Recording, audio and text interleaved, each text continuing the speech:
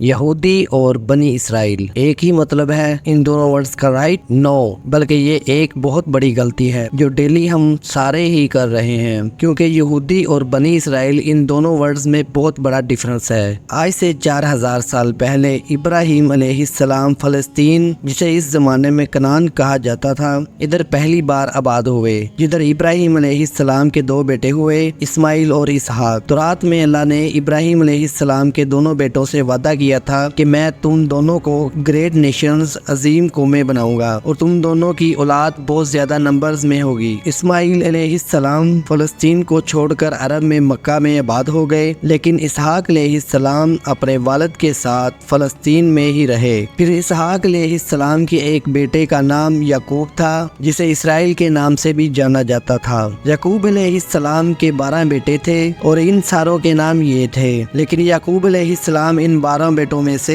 سب سے زیادہ محبت اپنے بیٹے یوسف علیہ السلام سے کرتے تھے، جس کی وجہ سے باقی بھائی یوسف علیہ السلام سے بہت جیلس ہوتے تھے۔ پھر آگے جو ہوا we are all know that, اور یوسف علیہ السلام مصر یعنی ایجپٹ کے وزیر اعظم بنے، اور کچھ ہی سال بعد ہر طرف قحط آنے کی وجہ سے یوسف علیہ السلام نے اپنے 12 کو فلسطین سے نکال کر اپنے ساتھ ایجپٹ میں آباد کر لیا۔ آہستہ آہستہ یعقوب علیہ السلام اسرائیل کے ان 12 بیٹوں کی اولادیں مصر کی ہر فیلڈ میں فلارش ہونے لگی، بزنس، ٹریڈ، ایگریکلچر، سب میں بہت طاقتور اور سٹرانگ ہونے لگی۔ جس طرح آج بھی یہودی جس بھی ملک میں رہتے ہیں وہاں کی سب سے پاورفل کمیونٹی بن جاتے ہیں۔ ایجپٹ میں بنی اسرائیل کی طاقت سے گھبرا کر آہستہ آہستہ فرعون نے ان پر ظلم کرنا شروع کیا، اور آخر سارے بنی اسرائیل کو اپنا غلام بنا لیا۔ لیکن 400 سال بعد اللہ نے انہیں 12 قبیلوں میں سے ایک قبیلے لاوی کی اولاد میں سے ایک کو چنا، جس کا نام تھا موسیٰ علیہ السلام، جنہوں نے بنی اسرائیل کے 12 قبیلوں کو فرعون کی غلامی سے آزاد کر دیا، اور ان ساروں کو اپنے ساتھ فلسطین کی طرف لے گئے۔ اور اللہ کے حکم سے موسیٰ علیہ السلام نے بنی اسرائیل سے کہا کہ فلسطین پر حملہ کرو، لیکن بنی اسرائیل نے جو جواب دیا، آپ اور آپ کا رب جا کے لڑے، ہم ان سے نہیں لڑ سکتے۔ اور یہ اتنی سخت بات انہوں نے اس لیے کی کیونکہ موسیٰ علیہ السلام کی فوج میں اس وقت جتنے بھی بنی اسرائیل کے لوگ تھے وہ بچپن سے ہی فرعون کی غلامی میں بڑے ہوئے تھے، جس کی وجہ سے ان کا جسم ہی نہیں بلکہ ان کی سوچ بھی غلاموں جیسے بن گئے تھے، مطلب بالکل ایک بے غیرت قوم بن چکے تھے، جس پر اللہ نے 40 سال تک انہیں اس ڈیزرٹ میں رہنے کی سزا دی۔ 40 سال ہی کیوں؟ کیونکہ ان 40 سالوں میں بنی اسرائیل کی پرانی جنریشن جو فرعون کی غلامی کی سوچ میں پڑی ہوئی، اسرائیل کی پرانی جنریشن جو فرعون کی غلامی کی سوچ میں بڑی ہوئی تھی، وہ بالکل ختم ہو گئی، اور ایک نئی جنریشن موسیٰ علیہ السلام کی لیڈرشپ میں بالکل آزاد سوچ کے ساتھ بڑھی، اور آخرکار بنی اسرائیل کی اس نئی جنریشن نے فلسطین اور یروشلم کو فتح کر لیا۔ موسیٰ علیہ السلام کے بعد بنی اسرائیل فلسطین میں بہت سال تک رہے، لیکن بعد میں انہیں دوبارہ وہاں سے نکال دیا گیا، جس کے بعد اللہ نے بنی اسرائیل کے 12 قبیلوں میں سے ایک قبیلے یہودا کی اولاد میں سے ایک پیغمبر چنا، داؤد علیہ السلام، جنہوں نے یروشلم پر حملہ کر کے اسے دوبارہ فتح کر لیا، اور ان کے بیٹے سلیمان علیہ السلام نے یہاں پہلی مسجد ٹیمپل بنایا۔ اب بنی اسرائیل کا سب سے طاقتور قبیلہ یہودا کی اولاد بن چکی تھی، کیونکہ سلیمان علیہ السلام دنیا کے سب سے طاقتور بادشاہ کا تعلق یہودا کے قبیلے سے تھا، لیکن سلیمان علیہ السلام کا بیٹا رہوبوام اپنے والد کی طرح جینیس نہیں تھا، جس کی وجہ سے یہودا کے ان 12 قبیلوں کی آپس میں بہت سخت لڑائی شروع ہو گئی، اور آخر سلیمان علیہ السلام کی یہ عظیم سلطنت 2 ٹکڑوں میں بٹ گئی۔ بنی اسرائیل کے 10 قبیلوں نے اپنے آپ کو یہودا قبیلے سے آزاد کر دیا اور ایک نئی امپائر بنا دی، دی کنگڈم آف اسرائیل، اور صرف 2 قبیلے یہودا اور بنیامین اپنی جگہ پر ہی رہے۔ بنی اسرائیل کے انہی لڑائیوں کی وجہ سے اللہ نے ان پر عذاب نازل کیا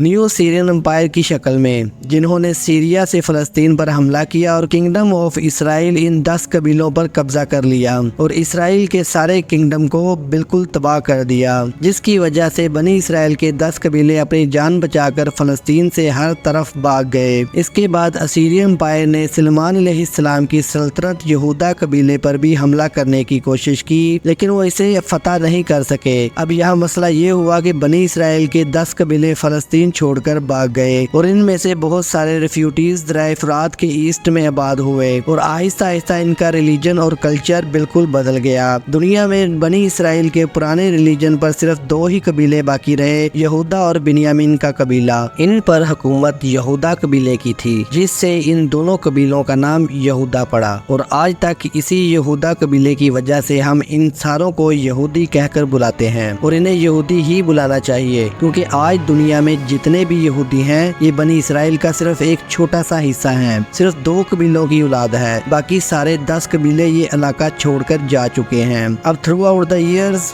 दुनिया में बहुत सारे कबीलों ने ये क्लेम किए हैं कि इनका ताल्लुक बनी इसराइल के इन्हीं 10 कबीलों में से है जो गायब हो चुके हैं। लेकिन दुनिया में एक कौम ऐसी है जिसका क्लेम सबसे भारी है और जिसे बहुत सारे यहूदी भी बनी इसराइल का हिस्सा समझते हैं। पठान आज से 400 साल पहले पहली बार मुगल सल्तनत के बादशाह जहांगीर के दौर में पहली दफा इस बात का जिक्र हुआ कि पश्तून कबीला असल में बनी इसराइल का हिस्सा है। और यहूदियों की किताबों में भी लिखा है कि बनी इसराइल के 10 कबीलों में से बहुत सारे लोग दरियाए फुरात यूफ्रेटिस के ईस्ट में आबाद हुए। और बहुत सारे यहूदी स्कॉलर्स ये भी मानते हैं कि पख्तून कबीलों का वे ऑफ लाइफ पख्तूनवाली बिल्कुल यहूदियों से मिलता जुलता है, लेकिन ये बात साइंटिफिकली प्रूवन नहीं है। बनी इसराइल के 10 कबीले गायब होने के बाद सिर्फ 2 कबीले बाकी रहे और इनकी हुकूमत अभी ज्यादा देर नहीं चली, क्योंकि फलस्तीन के पास इराक में एक बहुत बड़ी सल्तनत बन चुकी थी, जिसके बादशाह बख्त नसर ने फलस्तीन पर हमला करके यहूदियों को भी खत्म कर दिया और इन सारे इलाकों को भी तबाह कर दिया और यहाँ से सारे यहूदियों को गुलाम बनाकर अपने कैपिटल ले गया।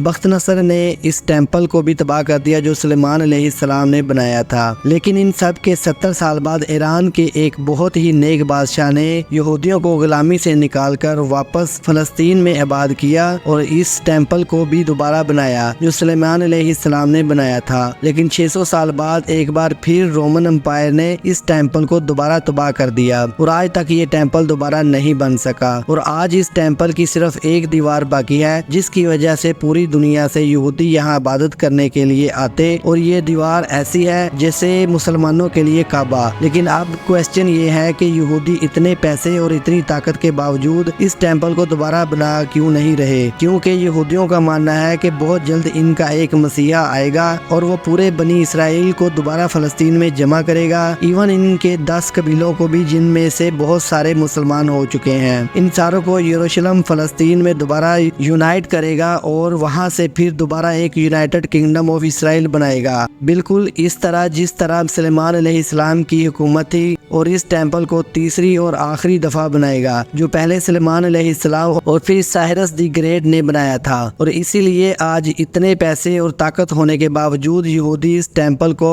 दोबारा नहीं बना रहे और इस मसाया और बनी इसराइल के 10 लोस्ट कबीले का पिछले 2000 साल से इंतजार कर रहे हैं।